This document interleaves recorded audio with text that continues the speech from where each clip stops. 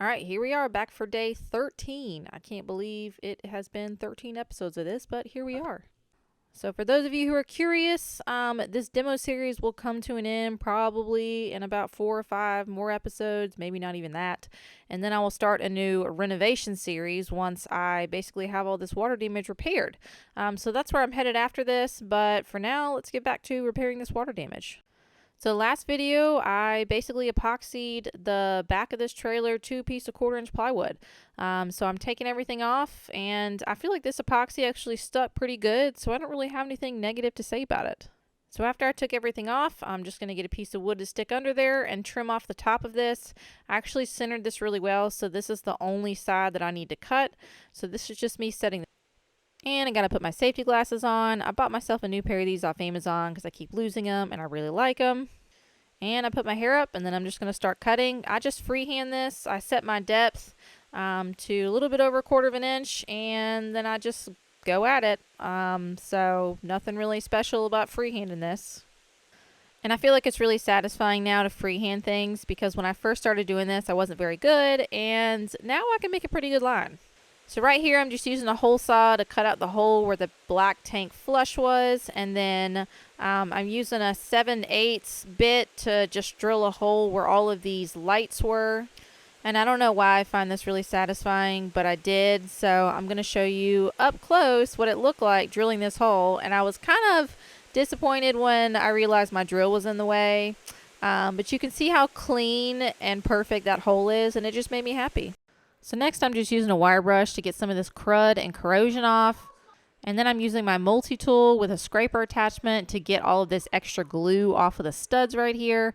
This is just so when I put the new panel on, it'll sit nice and flush and not basically have any bumps or anything else like that from the glue that's sitting there. Now this is really the last spot of water damage, and it wasn't a whole lot.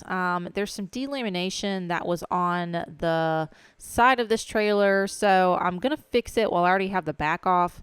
So I'm just taking this trim piece off, and then I'm going to take this bottom piece and kind of just lift it up and then use my hand to get all of the loose like crud and rotten wood out of there. Nothing really special to it, just kind of getting out as much as possible. That way when I put my epoxy in, it'll set good.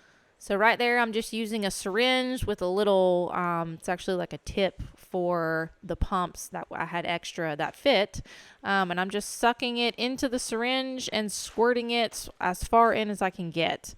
And I can feel pretty good where the epoxy is going because when it starts to mix up, it gets a little hot. And so I can feel the heat when I put my hand on the wall.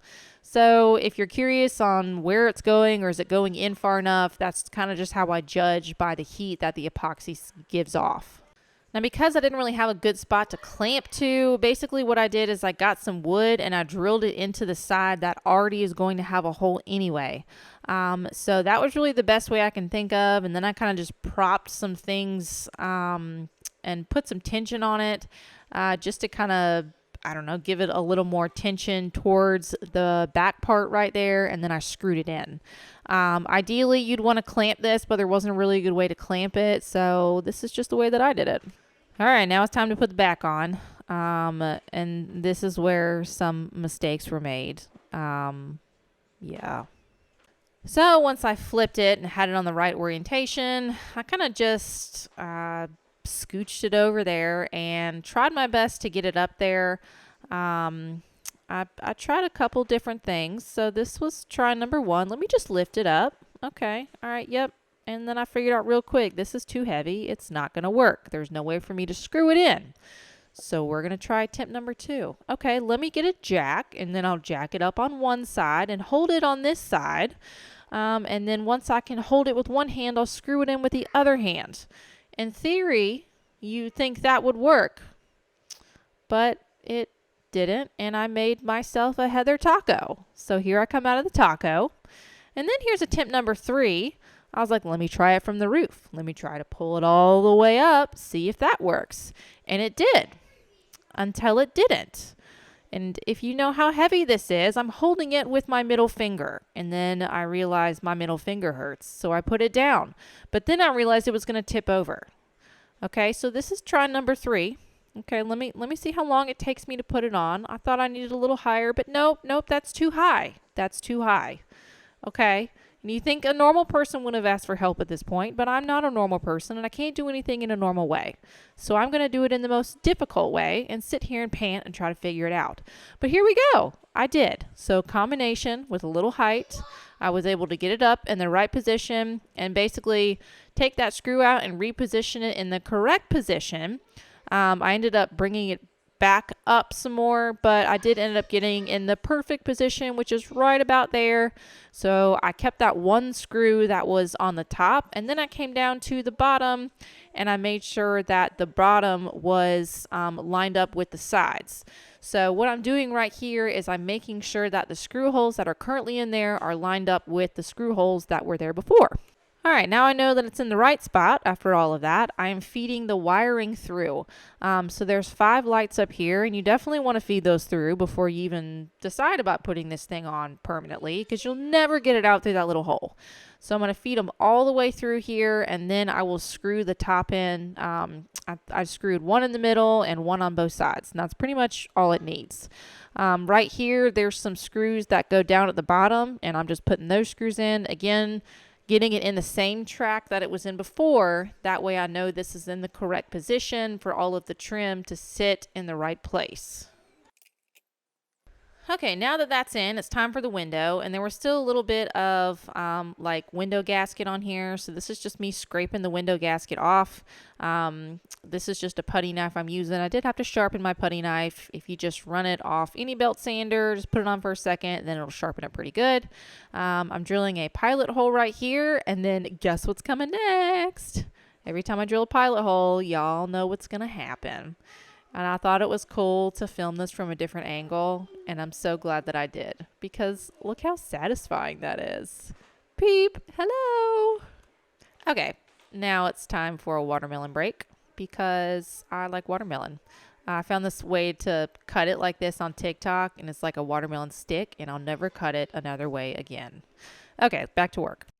All right, let's talk about resealing a window. So first off, I blow the window off, and I missed right there on the other side, but there's little weep holes that get clogged sometimes, so I blow those out. I clean the outside with alcohol, obviously clean all the extra foam or anything else off that is on the trim.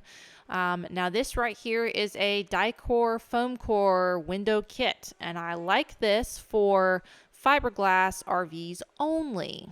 So this is a really sticky foam cord basically, and it goes all the way around, and it will sit flush and basically stick itself to the outside of the camper.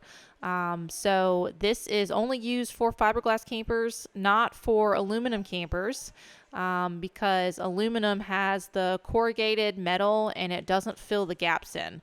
So don't use it on that one. But any fiberglass camper, this is what I recommend to use to reseal a window. I don't recommend using the caulking cord like I've done in the past. So basically same thing, clean it, stick it in, and I actually just hold a little bit of pressure on it for a few seconds. That way I know it's not going to fall out. Come from the inside, and I start from the top and go on the bottom just so I know it's not going to fall out. And then when you put these screws in, you'll see it pull the window in.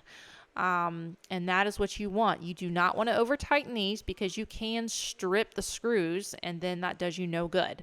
So tighten it just enough to where it is squeezed in and fully compressed. So that's all right. Next, we're going to get the sides of the camper and we're going to put the top of the back on. So you're going to scrape all of that old butyl tape off. Anything yucky, scrape it off. And then you're going to put new butyl tape on. Now this one is a little bit different than the front, and that is because it has an L shape and not just completely round like the front ones are. So you're going to put your butyl tape on a little bit differently, but again, this is the back top rail, and you're going to scrape all of that old self-leveling sealant off as well.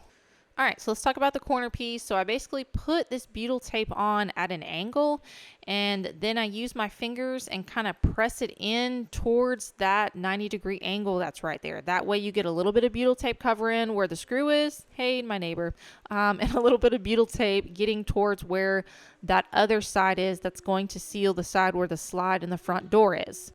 After that, pretty similar process to putting the front rails on. You kind of line it up, and then what I like to do is put one screw in and kind of peek past that panel that I put in, because I can still lift that up just a little bit to try to get it in the same screw hole as it was before.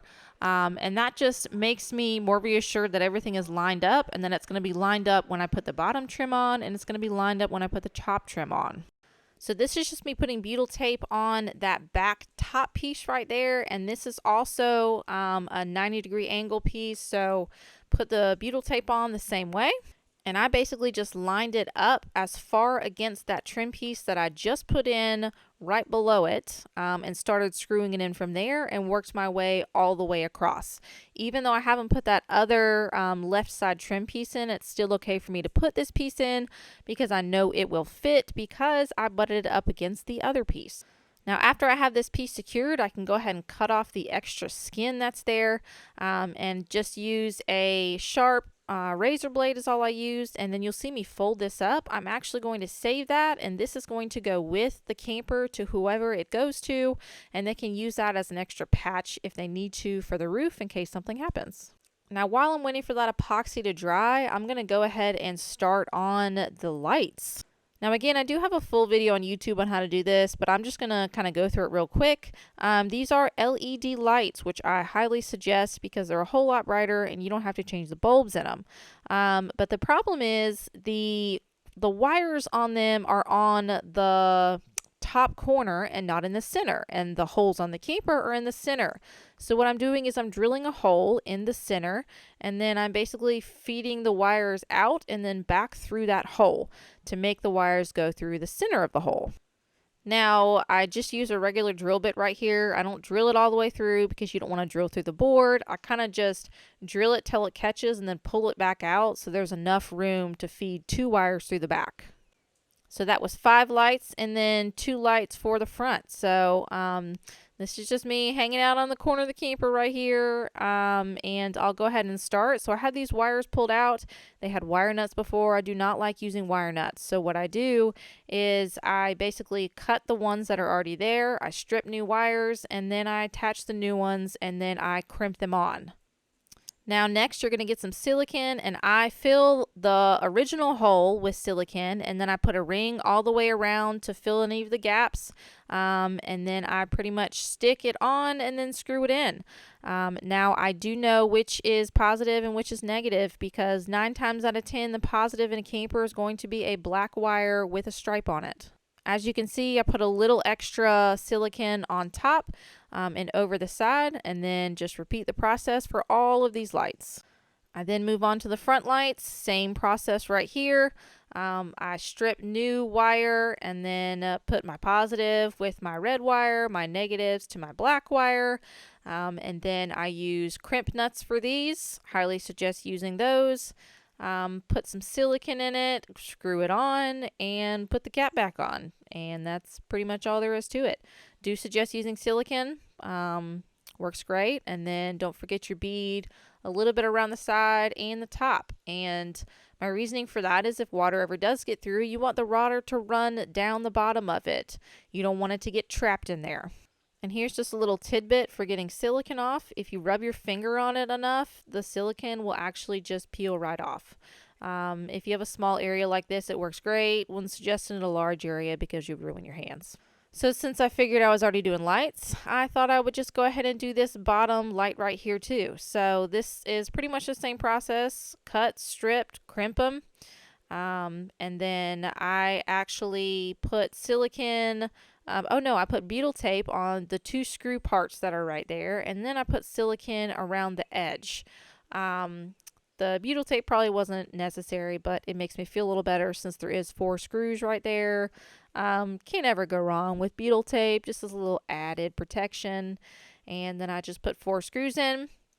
And again, I forgot to film this part, but I did put silicone around the top right there and the sides. Anyway, that was day 13. I'll see you guys for day 14.